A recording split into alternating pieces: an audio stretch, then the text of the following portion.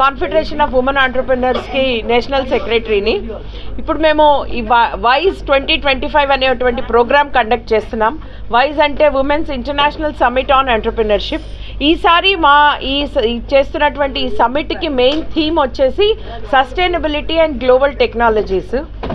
Women ఎప్పుడు కూడా ఏదో రెగ్యులర్గా చేసేటువంటి బిజినెసెస్ కాక ఇవాళ టెక్నాలజీ రంగంలోనూ at the same time sustainability రంగంలో కూడా చాలా ముందున్నారు.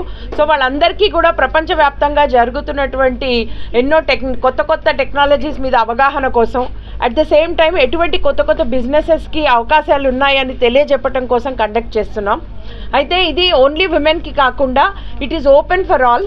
ఎవరైతే ఎస్ఎంఈ రంగంలో ఉన్నారో వాళ్ళు కొత్త టెక్నాలజీని అడాప్ట్ చేసుకోవాలి అని అనుకున్నా, లేకపోతే సస్టైనబిలిటీ రంగంగా అంటే మెయిన్గా ఎన్విరాన్మెంటల్ ప్రొటెక్షన్ రంగంగా పర్యావరణాన్ని రక్షించడం కోసంగా చేస్తున్న ఈవీ వెహికల్స్ అవ్వచ్చు, సోలార్ అవ్వచ్చు, రీసైక్లింగ్ బిజినెసెస్ అవ్వచ్చు.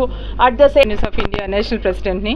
సో మేము ఈ వైజ్ అనే ఇంటర్నేషనల్ సమ్మిట్ హోస్ట్ చేస్తున్నాము February 28 and 1 March at engineering staff college గచ్చిబౌలిలో, హైదరాబాద్.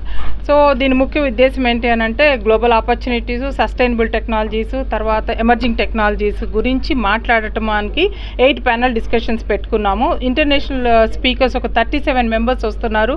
వాళ్ళంతా కూడా చాలా ఎమినెంట్ స్పీకర్స్ అండ్ వాళ్ళ డొమైన్లో ఎక్స్పర్ట్స్ అనమాట, వాళ్ళ ఇండస్ట్రీస్లో. అది like CEOs, presidents, founders like that.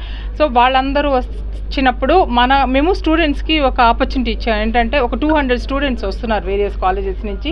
వాళ్ళు ఈ స్పీకర్స్ తోటి 9 to 10 ఇంటరాక్ట్ అవ్వచ్చు.